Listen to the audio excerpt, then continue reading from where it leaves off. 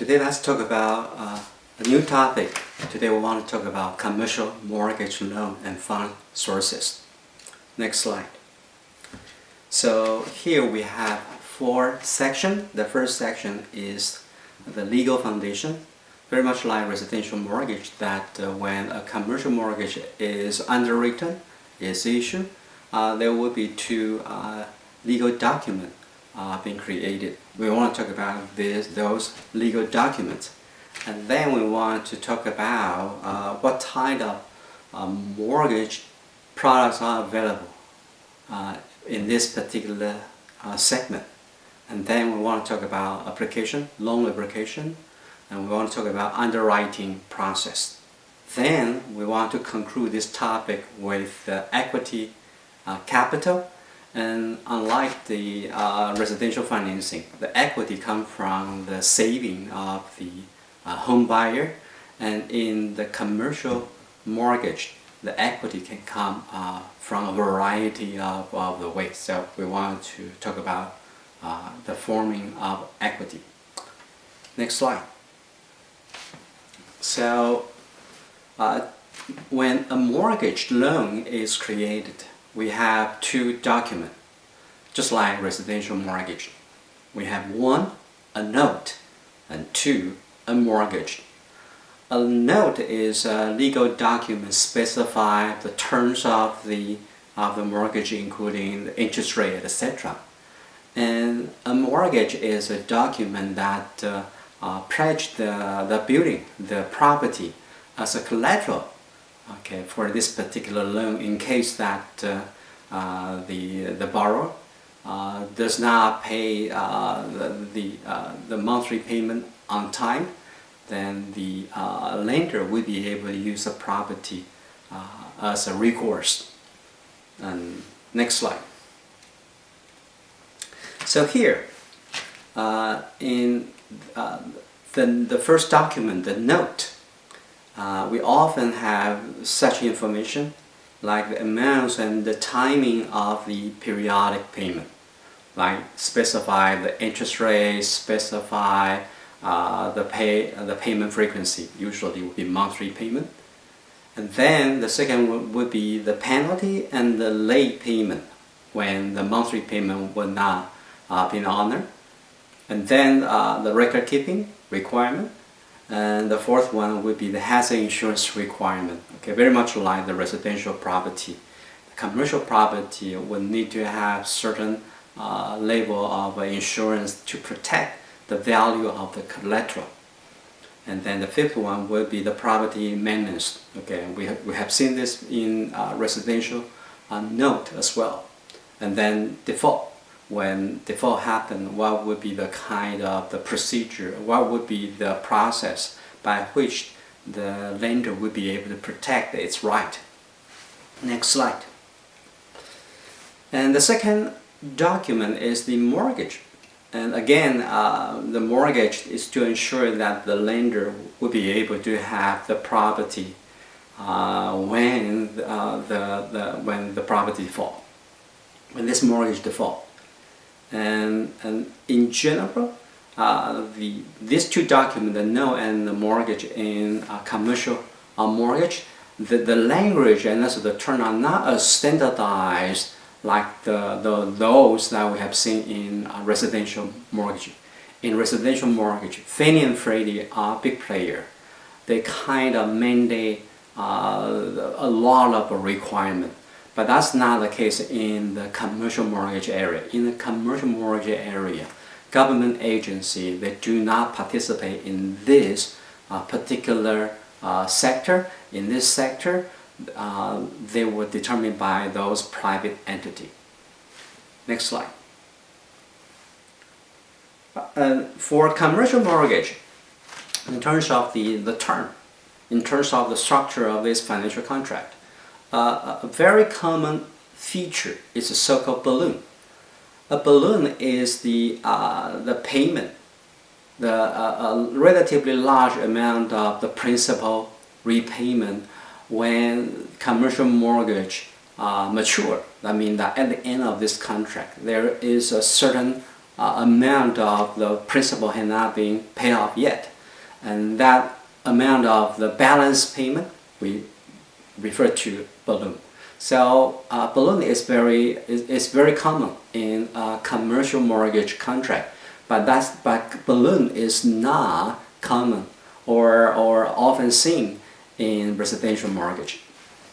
And typically, we are for the majority of commercial mortgage, we will see that the monthly payment is based on 25 to 30 years of the amortization. And 25-30 years amortization mean that if this payment has been made periodically for 25 years or 30 years, then the final principal is going to drop down to zero. Okay, but this is often not the case for a reason that the majority of the commercial mortgage only have a life, let's say 5 years, 8 years, or 10 years, because that is a typical holding horizon for a commercial property investor. They don't need 25 years, 30 years in terms of the contract, but they do want to have a relatively so-called more affordable monthly payment. In order to have those more affordable monthly payment, that would be the relatively lower amount of monthly payment, then you will need to amortize it, into a much longer time period, like 25 or 30 years, in order to make the monthly payment relatively low and affordable. So that's the reason why we have this balloon kind of contract from the user perspective. Okay, so from the borrower perspective, balloon mortgage is a very attractive type of contract in the sense that the monthly payment will be relatively low. And then you use this particular contract for your holding horizon, say 5 years, 8 years, or 10 years. And at the end of this contract, indeed, you still have quite large amount of balance left, but those could be paid when you sell the property at that time. So most of the property investor, they expect that the sales of property at the end of the holding horizon and use the sales proceed to pay off this balloon payment at the end of the mortgage contract. Okay. Another thing from so we just talked about the demand side. Those borrowers love the use of a balloon mortgage. And how about the supply side? That would be the lender. That would be banks, okay, usually. And it turns out that the banks love balloon mortgage as well. And the reason those lender would prefer this kind of balloon contract is because this kind of contract effectively reduces the lender's interest rate risk. Interest rate risk means that whenever we have a change in the interest rate, there is a shock to the value of this entire loan. And from lender perspective, from bank's perspective, they usually do not want to bear risk. Therefore, they want this interest rate risk to be as small as possible. Okay, let's take a look at numerical example to see why balloon mortgage help the lender to achieve the goal of reduce interest rate risk. Next slide. So let's take a look at this example. Let's assume that we have this balloon mortgage and amortize over 30 years, and 30 years would be 360 months. And the 5 years, 5 years contract, okay?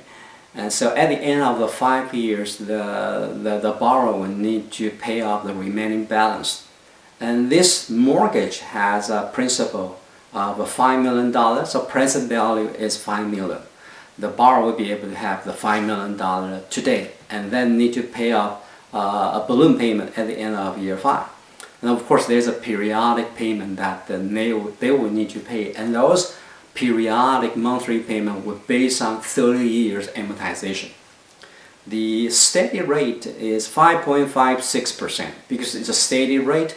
Therefore, monthly rate would be simply 5.56% divided by 12. So here we're talking about every month the interest rate is 0.4633%. So first thing is we want to compute the monthly payment. Within the next 5 years, there are 60 payments. And for each of those 60 payments, and the dollar amount would be, okay, that would be given $5 million present value. Notice that before $5 million, there's a negative sign, which means that this is the cash inflow to this timeline. And then we have amortized over 360 months, so 360 N.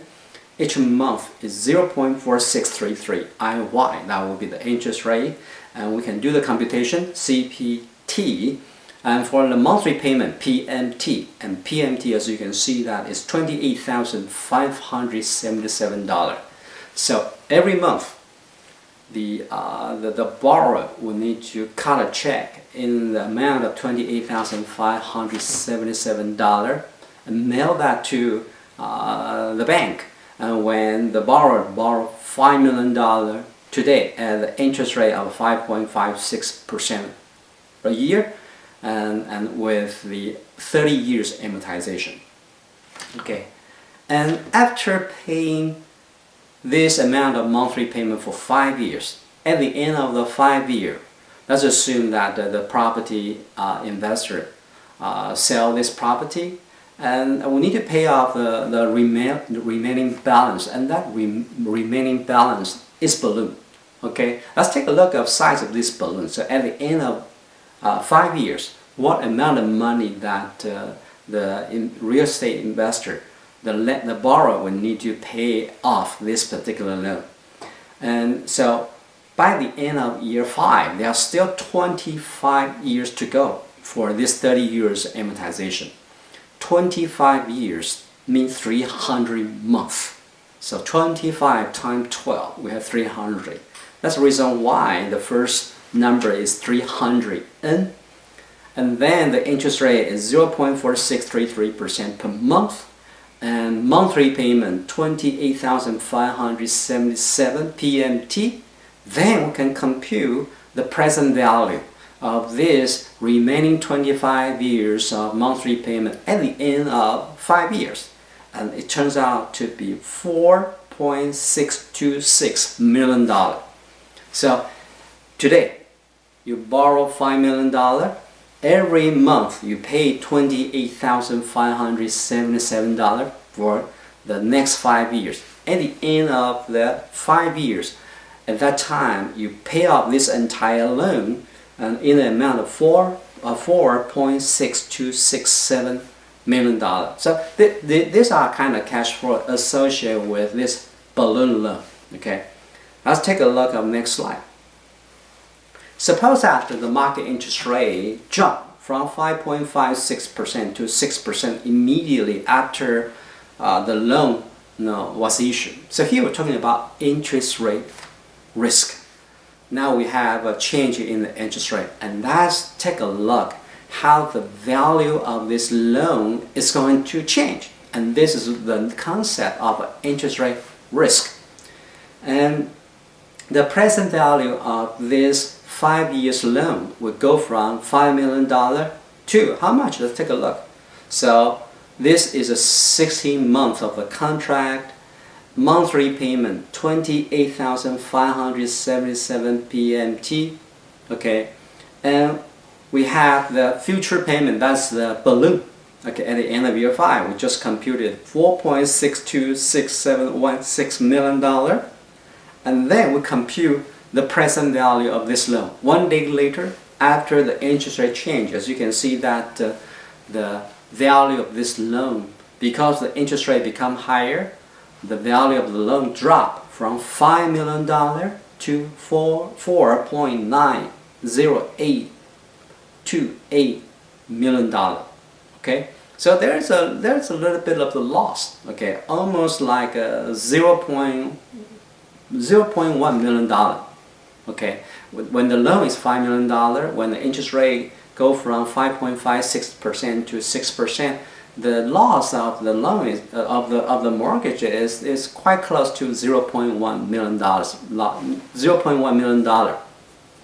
And on the other hand, if there were no such a balloon structure, if this is 30 years mortgage, then what kind of the loss that this mortgage is going to have. Let's take a look. If this were a typical 30 years fully amortized contract, and you just pay that monthly payment for the entire 30 years, at the end of the 30 years there's no balance whatsoever. The future value dropped to zero. And let's take a look at the present value of this loan. So 360 N, you pay that for 360 months. Monthly payment 28,577 PMT. And at the end, the future value dropped to zero FV. And the interest rate is 0.5, okay, because here we're talking about 6%. So 6% divided by 12, we have 0.5 interest rate per month, and we compute the present value, and as you can see that this is going to drop from $5 million all the way to $4.766404 million. So this is a loss of about $0.24 million, which is much greater than the earlier close to $0.1 million. So the interest rate risk is much greater when we have a very long contract, okay, amortize the entire 30 years, relative to the one relatively short period of time for 5 years with a big balloon payment at the end. And this concept is something that you might already learn in your fixed income class, and this is what we refer to duration. A 30 years, okay, the idea is that the 30-year fully amortized loan has a much longer duration than the duration of a 5-year balloon loan. And in your fixed income class, if you have already taken this class, where you learn that the interest rate risk is proportional to the size of duration. That means that the longer the duration is, the greater the interest rate risk. Okay, for the previous 1 minute, when I talk about the notion of duration, if you have never heard of this terminology about duration, erase this 1 minute. Okay, that would not be essential. Just look at the number illustration, then you know that why balloon payment is useful. I just talk about duration is because maybe some of you have learned about the concept of duration, and this example is just an illustration of the concept of duration. Okay, next slide. And unlike in a conventional residential mortgage where the prepayment is permissible, that means that when I buy a home, if tomorrow I have a better job in a different city, I can sell the home tomorrow and then repay off the entire loan to my lender. And the lender could not say no. So I have the freedom to do the prepayment for a residential mortgage. But that is typically not the case for a commercial mortgage. For a commercial mortgage, usually there are two title restrictions. One is a so-called lockout. The other one is a prepayment penalty.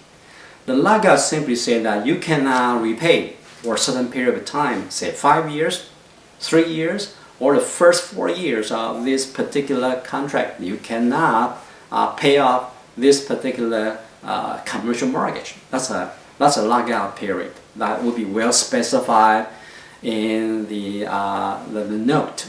Okay. Another often kind of feature in commercial mortgage is the prepayment penalty. That means that if you indeed prepay, okay, then there is an additional penalty that you will need to pay. Often the case, 2 to 4% of the principal, of the loan balance at that time. Okay, so there often have restriction on the prepayment for commercial mortgage. Okay, next slide. And in addition to the so-called, we use the word we call that the permanent financing. That would be the use of the mortgage to fund this kind of commercial investment. We also have alternative financing. Alternative financing including, for example, floating rate loans. That means that, or sometimes called the IO loan, interest only loan. That would be the monthly payment. Okay, the monthly payment was simply the interest payment. monthly payment does not involve any kind of partial reduction of a principal. And because each month we only pay the interest, therefore at the end of this loan, we still owe the bank the entire principal. So this is a zero amortizing loan, zero amortizing loan. And the IO loan usually is a floating rate loan, in the sense that the amount of interest that one would need to pay often is based on one particular interest rate index, such as like LIBOR. Okay, and when the LIBOR interest rate is high, then you pay more of the interest rate for that month, and vice versa. In addition to a floating rate loan, okay, joint venture is also quite popular, okay, as an alternative financing. We'll talk about that later. And then sales leaseback, also mezzanine financing. Okay, let's take a look at joint venture. Next slide. And joint venture usually is a partnership between a local developer. Usually a developer is a local one, and because during the process of development, developer will need to navigate through local regulation, and usually a national developer tend not to have that kind of local knowledge.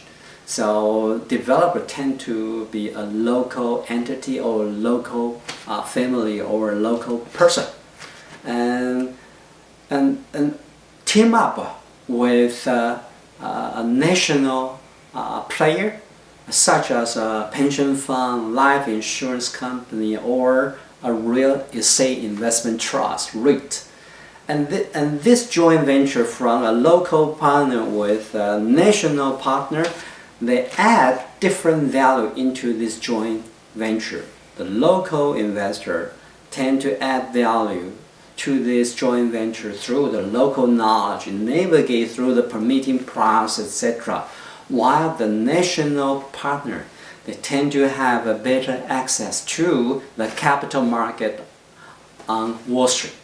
Okay, they will be able to bring in the capital at the lowest possible cost of capital.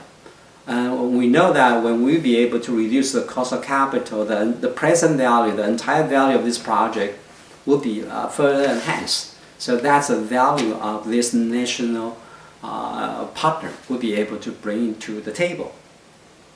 So the funding institution, that would be the national partner, like a pension fund or insurance company or REITs. They provide construction financing, so financing, money. Long-term mortgage, money. Equity capital, money. And a combination of those kind of things. As you can see that this is the main economic role played by this national entity.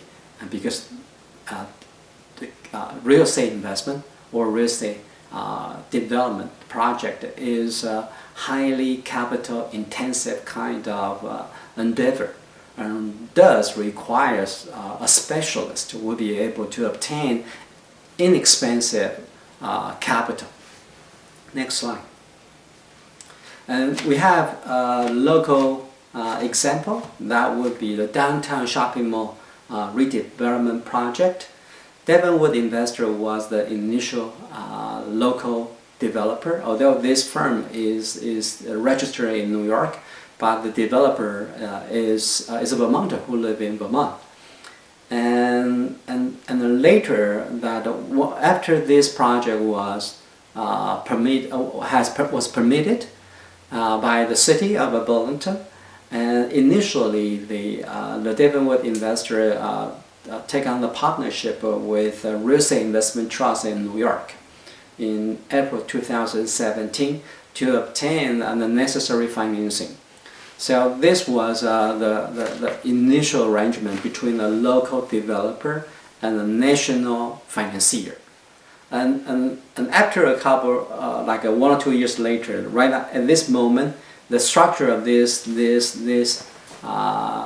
local partner and the national partner has evolved. But at least this is the classic example to demonstrate that typically we see the cooperation between the local developer and the national financier. Next slide. Sales leaseback. Okay, sales leaseback mean that usually it's a corporation.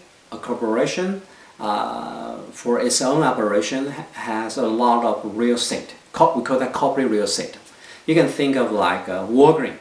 Walgreens is a pharmacy. A pharmacy is a retailing business. They have those kind of property that they are using to sell those healthcare merchandise.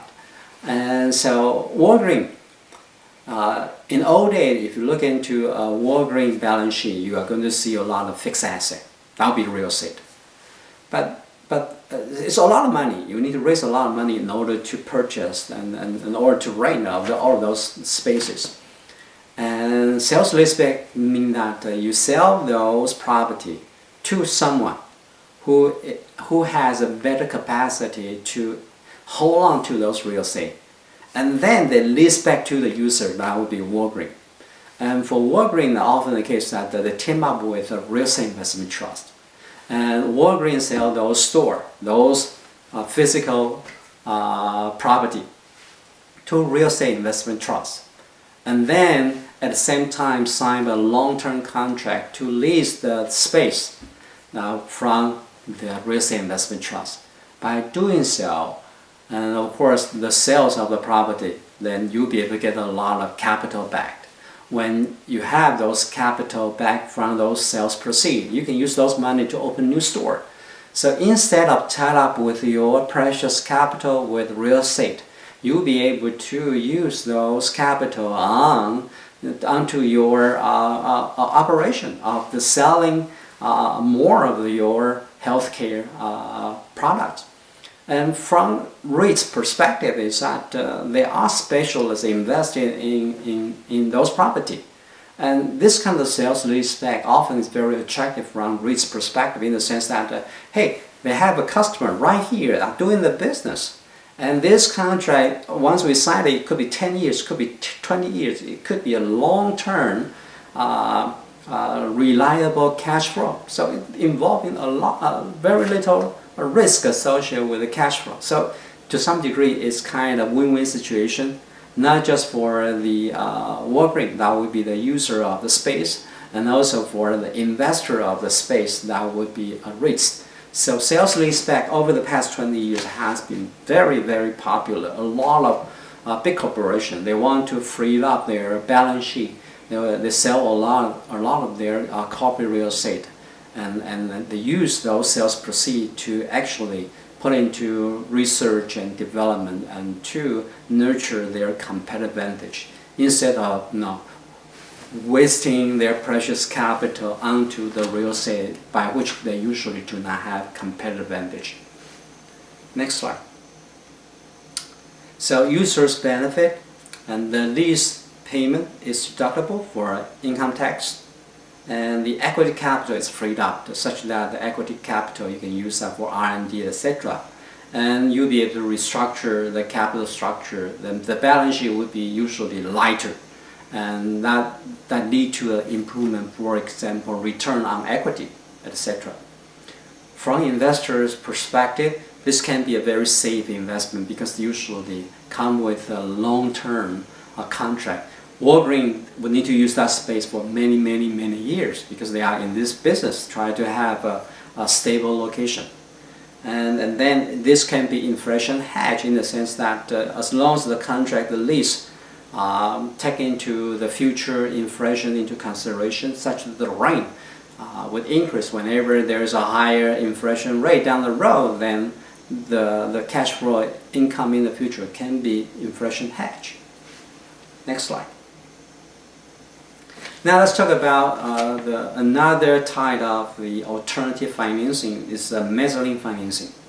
Mezzanine financing is a gap financing in the sense that if mortgage does not give you all the money that you needed for taking on a project, and because the property already been used as collateral, then you don't have anything, really tangible for collateral to secure funding. Therefore, mezzanine financing usually is to use the ownership, that would be the share, common shares, as a collateral to obtain additional financing. And so it's usually mezzanine financing is a last resort. Okay, most of the developer and investor will not want to use mezzanine financing because if you don't have anything that you can use as a collateral, and you have to go down to your ownership, your shares, and usually send out a really bad signal to the lender and say something about you are now adequately financed, and in terms of equity, then usually the interest rate associated with the mezzanine financing would be relatively high. We're talking about double-digit interest rate. Okay, so most of investors will not want to go down this route, but sometimes they just have to, just because they don't have enough of the equity money. Okay, and okay, I think it would be wise to stop it here today, and next time we come back, let's finish the rest of this particular topic.